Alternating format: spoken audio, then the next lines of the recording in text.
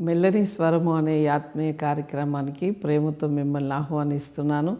దేవుని బిడ్డలారా, మీరందరూ బాగున్నారా? ఉదయకాలం లేచారా? వాక్యాన్ని చదివారా? దేవునితో మాట్లాడారా? ప్రార్థించడం అనేది చాలా ప్రాముఖ్యం. చూడండి, మన జీవితంలో మనకు విజయము కావాలన్నా, మనము సంతోషముగా ఉండాలన్నా, మన జీవితంలో మనము ప్రాముఖ్యమైన వ్యక్తులుగా, మన కుటుంబంలో, మన వ్యవస్థలో, మన జీవితంలో మనం ఒక మెట్టు ఎక్కాలంటే దేవుడు మనకు సహాయము చేయాలి. దేవుని యొక్క కృప మనకు తోడుగా ఉండాలి. ఆయన సంరక్షణ మనకు కావాలి అంటే తప్పకుండా నీవు ఆయనతో మాట్లాడాలి. చూడండి, మనము ప్రతిరోజు కూడా ఎన్నెన్నో పనులు చేస్తుంటాం. మన బలమంతా ఉపయోగిస్తాం. మన మైండ్ అంతా, మన ఆలోచనలు అన్నీ కూడా పెట్టి కొన్ని పనులు చేస్తాము. కానీ అవన్నీ చేయడం ప్రాముఖ్యమే. అంతకంటే ప్రాముఖ్యమైనది ప్రార్థన, దేవునితో నడవడం, దేవునితో మాట్లాడమే ప్రాముఖ్యమైన ఒక అంశముగా పెట్టుకొని మీరు ప్రార్థించండి. విజయమును ప్రభు ఇస్తాడండి. అందుకని మీరు ప్రార్థించడం మర్చిపోవద్దని ప్రతిరోజు కూడా నేను మీకు తెలియజేస్తున్నాను.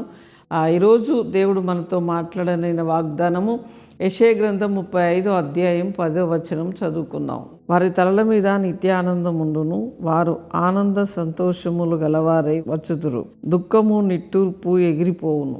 ఆనందము సంతోషము నిత్యము వారి యొక్క తలల మీద ఉండునట్లుగా, నిత్య ఆనందము వారి తలల మీద ఉండునట్లుగా వారు దేవుని సన్నిధిలో ఉంటారట.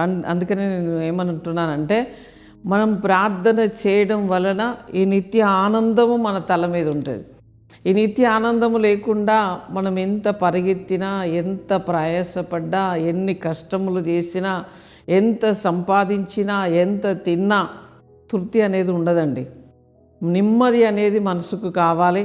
మన తల మీద నిత్యానందం అంటే, తల మీద నిత్యానందం ఉంటే నీ ముఖము చాలా తేజస్సుతో ఉంటుంది. నిన్ను చూసిన వారందరూ ఇంత సంతోషం ఎక్కడి నుంచి వచ్చింది, ఇంత ఆనందం ఎక్కడి నుంచి వచ్చింది, ఇంత ధైర్యముగా ఎలా ఉన్నారు, ఇంత సంతోషముగా ఎలా ఉండగలుగుతున్నారు, ఇవన్నీ ఎలా చెయ్యగలుగుతున్నారు అని ఆశ్చర్యపోయే రీతిగా ప్రభు మన ఎడల కార్యము చేస్తాడని ఏమంటున్నాడంటే, దుఃఖమును నిట్టూర్పునట ఎగిరిపోతుందట. ఎగిరిపోవడం అంటే ఒక పక్షి ఎగిరిపోయినట్లుగా, ఒక ప్రాంతంలో నుంచి ఇంకొక ప్రాంతంలోనికి, ఒక చెట్టు మీదకి వెళ్ళి ఇంకొక చెట్టు మీదకి వెళ్ళిపోయినట్లుగా మన దుఃఖము నిట్టూర్పట ఎగిరిపోతుందట. ఎగిరిపోయే అంతగా ప్రభువును మనము స్తుతించాలి, ఆరాధించాలి, ఘనపరచాలి. దేవుని బిడ్డ ఈరోజు బాధతో, దుఃఖముతో, వేదనతో, అయ్యో ఏంటి నా నిట్టూర్పు, ఏంటి నా బాధ, ఏంటి నా దుఃఖము, ఎన్ని రోజులు నాకు ఈ బాధ అని నువ్వు అనుకుంటున్నావేమో, నీ నిట్టూర్పును ఎగిరిపోనట్లుగా చేస్తాడట.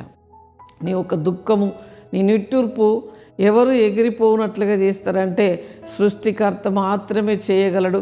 ఆయనకు మాత్రమే సాధ్యము గనక ఆయనతో మనం మాట్లాడుతూ మన జీవితంలో అద్భుతమైన మేలు పొందినట్లుగా గట్టిగా ఆయన పాదములు పట్టుకుందాం. చూడండి, యూదులందరికీ కూడా మరణ శాసనం విడుదలైనప్పుడు వారు ఏం చేశారంటే, గోనె పట్ట కట్టుకొని యూదులందరూ ఎస్తేరి మొర్దెకై ప్రార్థన చేస్తూ ఉండగా వారి దుఃఖము, వారి నిట్టూర్పు ఎగిరిపోయిందా, అలాగే ఉన్నదా? ఎగిరిపోయిందండి. అలా నీకు అనేక విషయాల్లో నీ జీవితంలో ఉండొచ్చు. అవన్నీ ఎగిరిపోవాలంటే దేవుని పాదాలు పట్టుకోవడం ఒకటే పని. అది చేయండి, తప్పకుండా దేవుడు మన పక్షముగా ఉంటాడు, గొప్ప కార్యములు చేస్తాడు. మరలా వాగ్దానాన్ని చదువుకోండి, వాగ్దానం షేర్ చేస్తూ ఉండండి. అందులో ఉన్న దీవెన, ఆశీర్వాదం, మేలు మీ మీదకి వచ్చినట్లుగా ప్రభు కృప చూపిస్తాడు. ధైర్యముగా ఉండండి. ప్రార్థన చేసుకుందాం. పరిశుద్ధుడా, జీవము కలిగిన మా తండ్రి, నీకు స్తోత్రాలు చెల్లిస్తున్నాం. అయ్యా, నీ బిడ్డల మీద ప్రభు ఇదిగో వారి తలల మీద నిత్య ఆనందం ఉండినట్లుగా నీ కృపను దయచేయండి. అయ్యా, వారి చేతి పనులు, వారి ఉద్యోగాలు, వారి వ్యాపారాలు దీవించండి. అయ్యా, వారి బిడ్డల స్టడీని దీవించండి. వారు ఎగ్జామ్ రాస్తున్న బిడ్డలకు చక్కటి జ్ఞానము, జ్ఞాపక శక్తిని ఇవ్వండి. ఆరోగ్యముతో నింపండి. వారిలో ఉన్న భయాన్ని తొలగించండి. మంచిగా ఎగ్జామ్ రాసి ప్రభు ఉన్నతమైన ఆ విద్య అభ్యాసం వారు చేయనట్లుగా కృప చూపించండి. ప్రభు ఈరోజు పెళ్లి రోజు, పుట్టినరోజు జరుపుకుంటున్న బిడ్డలందరికీ శుభము, దీవెన, ఆశీర్వాదములు పలుకుతున్నాం. ఎదుగో తండ్రి, నిత్య ఆనందముతో, సంతోష సంతోషముతో ఈ సంవత్సరం అంతా నీ మేలు వారిని వెంటాడునుగాక, నీ కృపతో వారు నింపబడుదురుగాక అని మహిమ ఘనత మీకు చెల్లిస్తూ యేసు నామములో అడుగుచున్నాము తండ్రి. Amen, amen. Praise the Lord. God bless you.